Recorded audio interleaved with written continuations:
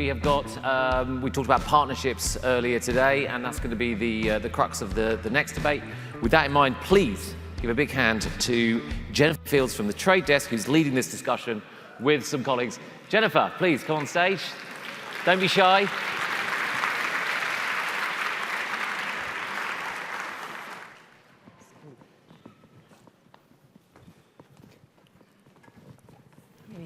We have to cuddle here. I know. We can't hear each other. There we go.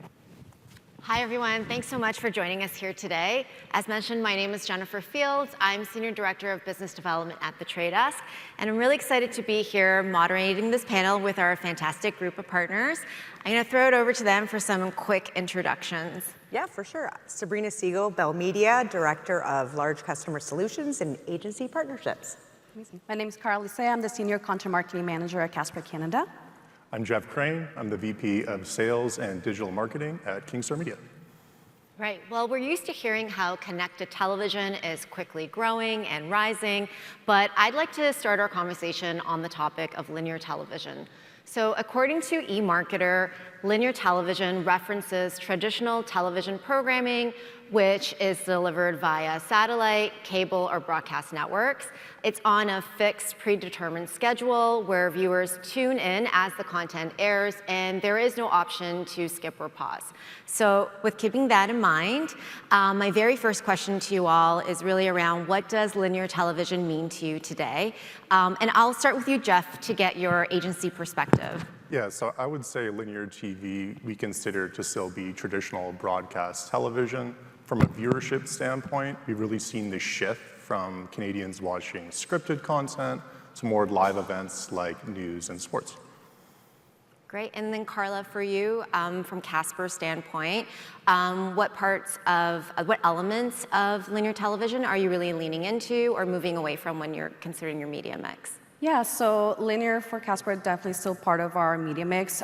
We look at it more from like a broad upper funnel awareness, but more of like not necessarily a must-have, but more of a lever to pull whenever we want that broad exposure.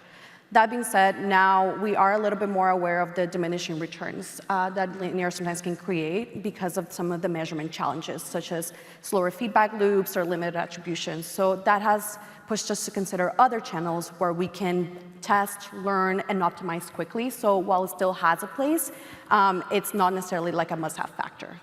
Okay, yeah, and Sabrina, for you, from a publisher side, like the lines keep getting blurred between linear television and streaming. So how are you guys thinking about it in terms of delivery, inventory, and measurement? Yeah, it's a great question. Obviously, linear is still a very important part of the overall media mix and delivers mass reach, and that's what we consider linear television, mass reach, brand safety.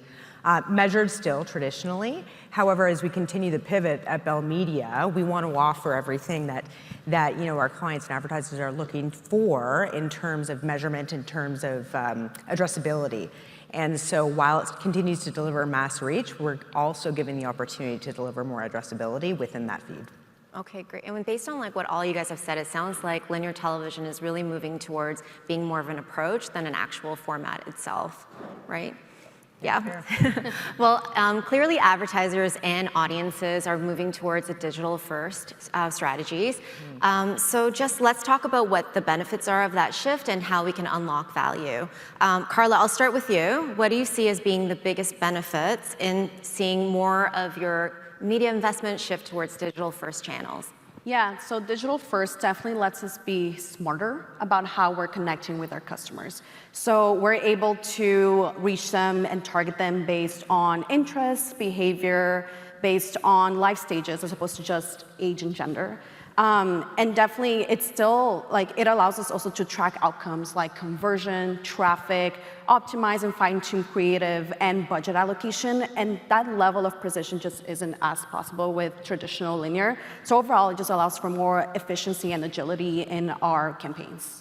Yeah, and Geoff, do you also agree from an agency perspective on the advantages that you're seeing for the rest of your clients in taking that approach? I think for digital first, everybody talks about efficiency, and Karla just highlighted it really well. You can leverage first and third-party data sets to reach your intended audience, and it's super important in today's media environment. Budgets are constantly under the microscope, under review, and we need to justify them. Digital first allows us to justify it a little bit easier.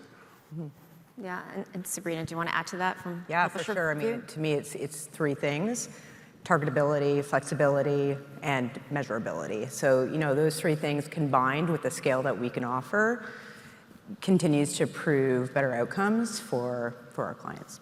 Yeah, well, in addition to that, like some of the other benefits as well that a digital-first approach takes is really around the exciting innovation that it offers in our space. So Bell recently announced a partnership with the Trade Desk where a Bell Audience Manager is integrated into our platform. Could you please share with everyone here today what that means, how they can put it into practice, and what is the value that it unlocks Yeah, for we're brands? thrilled about the partnership, for sure. Ultimately, Bell Audience Manager is, I guess, our DMP. So we have the ability and the privilege to have all of Bell's kind of telco data into one environment, and that includes about 22 million customer touch points, 8 million subscribers. All of that allows our advertisers and our agency partners the ability to target more addressably within really any environment, our environment, and also on the open web. Which is fantastic. And so by using things like web data and also app data and also ad exposure data on linear television, it's just going to make your buys even more focused with much better outcomes at the end of the day. So we're really thrilled to be offering this to the market. Yeah, and Geoff, you were one of the first agencies to ever test Bell Audience Manager on the Trade Desk with a recent Casper campaign. Can you share with everyone what your key successes were and in terms of like campaign performance and measurement and targeting? Yeah, so for targeting, like Sabrina mentioned, the 22 million touch points, you can imagine that's an immense amount of data for advertisers, agencies to tap into. Once we got into the tool, we saw there was 70 to 100 pre-built personas. They're great. You can apply them to a lot of campaigns, but it goes way beyond that. One tool we loved was the competitive retargeting tool. You can type in any competitor's URL and retarget people that went to that website. So it really opened up a wide range of possibilities for us. And from a success standpoint, we found that when looking at the ad group performance, the ad group with Bell Audience Manager on it delivered the lowest cost per unique visit, which really showed that the targeting worked. We reached the intended audience for Casper and they engaged. So in addition to the efficiencies that were achieved, one of the advantages of using tools like Bell Audience Manager is really the insights that you can uncover, particularly around audiences that are converting the most. So wondering from you, Karla, like how does having this type of visibility influence your media strategies? Yeah, I mean, just like Geoff and Sabrina mentioned, as marketers, we're always asking ourselves, are we reaching the right people at the right time?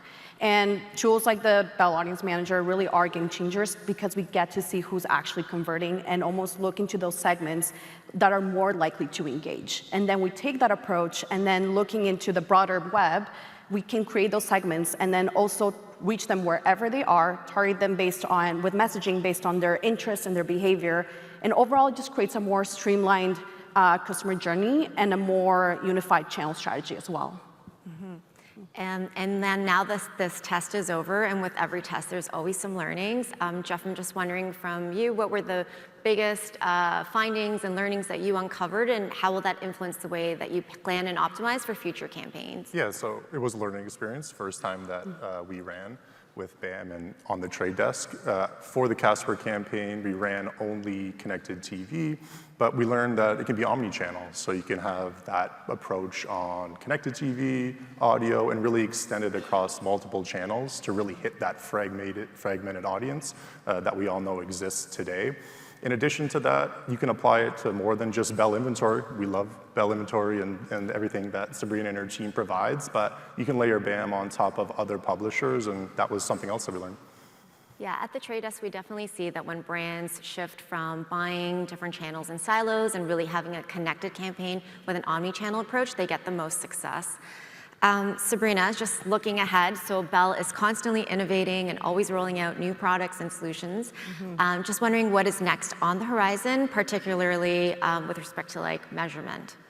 It's a great question, and we're thrilled that we're in the process of testing some great tools. We're very, very focused on being able to prove outcomes moving forward. So beyond just either a click or an awareness campaign, actually proving that a linear campaign or a connected TV campaign, either addressably or through Crave, proved an actual sale.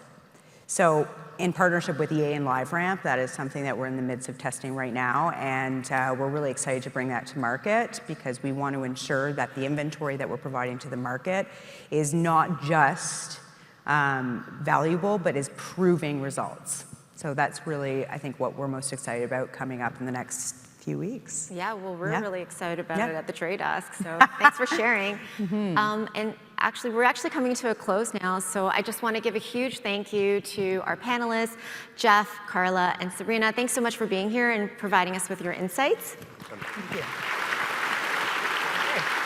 And thanks to everyone out there for listening in on our conversation. If you'd like to learn more about Bell Audience Manager and the integration on the Trade Desk, reach out to your Bell or Trade Desk rep, and Sabrina and I are here around if you want to connect. Thank you all and enjoy the rest of the programming.